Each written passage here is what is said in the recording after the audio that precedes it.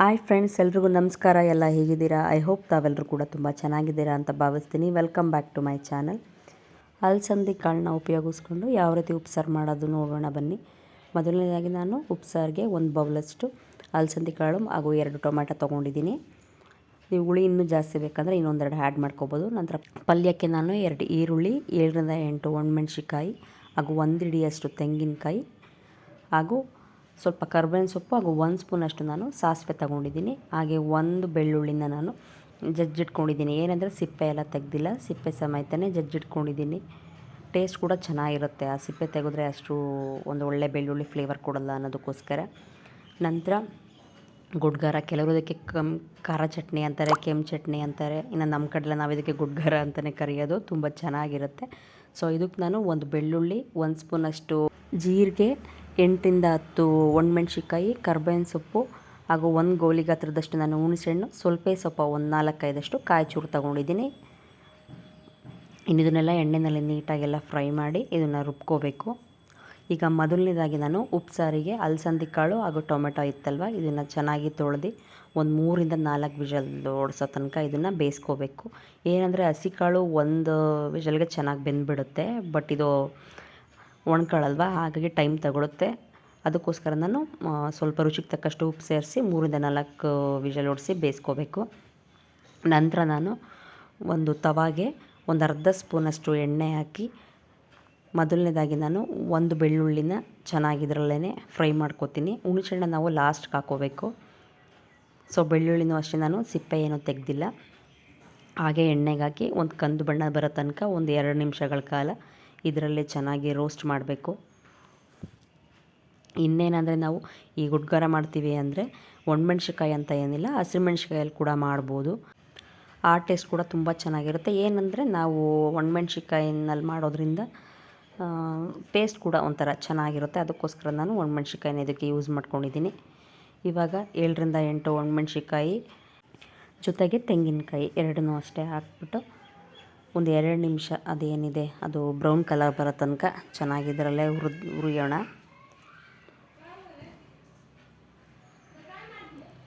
ಇದಕ್ಕೆ ನಾವು ಒಣ ಕೊಬ್ಬರಿ ಕೂಡ ಹಾಕ್ಬೋದು.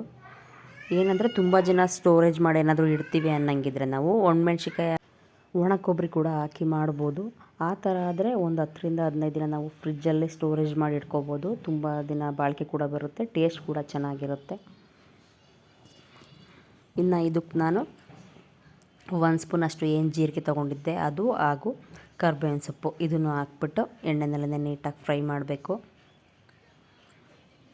ಇದೇನೆಂದರೆ ಈ ಚಟ್ನಿ ಸಾಂಬಾರಿಲ್ದಲ್ಲೂ ಕೂಡ ಬಿಸಿ ಬಿಸಿ ಅನ್ನಕ್ಕೆ 1 ಸ್ಪೂನ್ ತುಪ್ಪ ಹಾಕ್ಕೊಂಡು ಕೂಡ ತಿನ್ಬೋದು. ಆ ಟೇಸ್ಟ್ ಕೂಡ ತುಂಬಾ ಚೆನ್ನಾಗಿರುತ್ತೆ.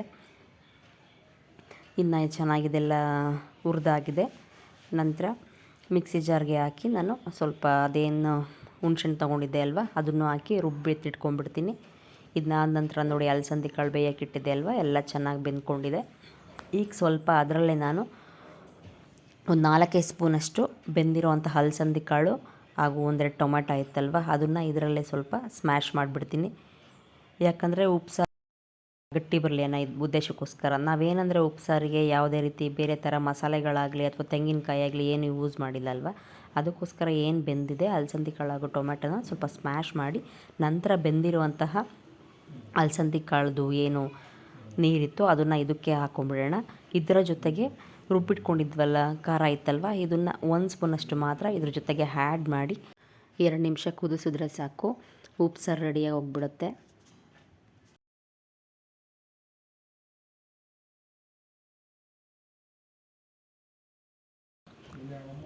ನೋಡಿ ಉಪ್ಸಾರು ರೆಡಿ ಆಯಿತು. ನಂತರ ಪಲ್ಯಕ್ಕೆ ರೆಡಿ ಮಾಡ್ಕೊಳ್ಳೋಣ. ಒಂದು 3ರಿಂದ 4 ಸ್ಪೂನಷ್ಟು ನಾನು ಎಣ್ಣೆ ಹಾಕ್ಕೊಂಡು ಎಣ್ಣೆ ಕಾದ ನಂತರ ಕರ್ಬೇವಿನ ಸೊಪ್ಪು ಹಾಗೂ ಸಾಸಿವೆ ಹಾಕ್ಕೊಂಡಿದ್ದೀನಿ. ಇದಾದಮೇಲೆ ಏನು ಒಣಮೆಣ್ಸಿಕಾಯಿ ಇತ್ತು ಅದನ್ನು ಕೂಡ ಒಗ್ಗರಣೆ ಹಾಕಿದ್ದೀನಿ.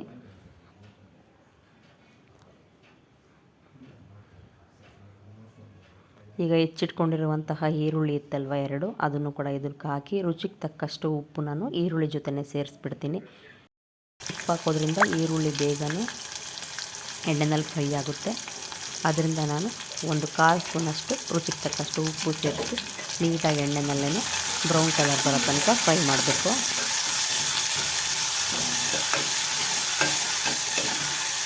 ಇದನ್ನೆಲ್ಲ ಚೆನ್ನಾಗಿ ನೋಡಿ ಎಲ್ಲ ಬ್ರೌನ್ ಕಲರ್ ತನಕ ಫ್ರೈ ಆಗಿದೆ. ಇದಕ್ಕೆ ನಾನು ಜಜ್ಜಿಟ್ಕೊಂಡಿದ್ನಲ್ಲ ಆಗಲೇ ಬೆಳ್ಳುಳ್ಳಿ ಏನಿತ್ತು ಅದನ್ನು ಕೂಡ ಆ್ಯಡ್ ಮಾಡ್ತೀನಿ.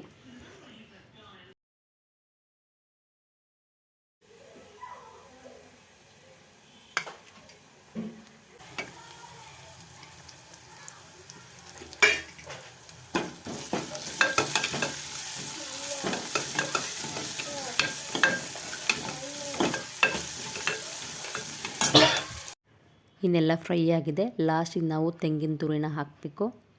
ಇದನ್ನ ಹಾಕಿ 1 ನಿಮಿಷ ಸಾಕು. ಇದರಲ್ಲೇ ಹುರಿದ್ಬಿಟ್ಟು ಬೇಯಿಸಿಟ್ಕೊಂಡಿರೋವಂತಹ ಅಲಸಂದಿ ಕಾಳು ಹಾಕ್ಬಿಟ್ಟು ಒಂದು 2 ನಿಮಿಷ ಫ್ರೈ ಮಾಡಿದ್ರೆ ಸಾಕು. ಅಲಸಂದಿ ಕಾಳು ಪಲ್ಯ ರೆಡಿ ಆಯಿತು. ಇವಾಗ ಇದನ್ನೆಲ್ಲ ಸರ್ವ್ ಮಾಡ್ಕೊಳ್ಳೋಣ.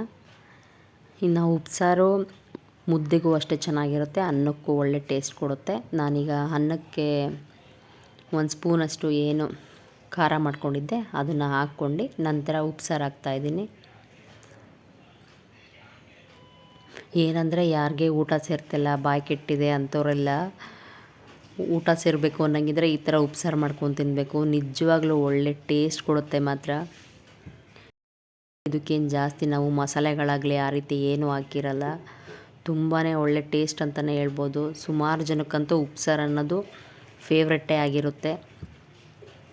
ಸೊ ನೋಡಿದ್ರಲ್ಲ ಫ್ರೆಂಡ್ಸ್, ಯಾವ ರೀತಿ ಅಲಸಂದಿ ಕಾಳಿನ ಉಪ್ಸಾರು ಮಾಡೋದು ಅಂತ. ಐ ಹೋಪ್ ತಮ್ಮೆಲ್ರಿಗೂ ಈ ರೆಸಿಪಿ ಇಷ್ಟ ಆಗಿದೆ ಅಂತ ಭಾವಿಸ್ತೀನಿ. ಇಷ್ಟ ಆದವರೆಲ್ಲ ಲೈಕ್ ಮಾಡಿ, ಶೇರ್ ಮಾಡಿ, ಹಾಗೂ ನನ್ನ ಈ ಚಾನಲ್ನ ಯಾರು ಹೊಸ್ದಾಗಿ ನೋಡ್ತಿದ್ದೀರಾ ಸಬ್ಸ್ಕ್ರೈಬ್ ಮಾಡ್ಕೊಳ್ಳೋದು ಮರಿಬೇಡಿ. ಸಬ್ಸ್ಕ್ರೈಬ್ ಮಾಡ್ಕೊಳ್ಳಿ ಅಂತ ಹೇಳ್ತಾ ಥ್ಯಾಂಕ್ ಯು ಫಾರ್ ವಾಚಿಂಗ್.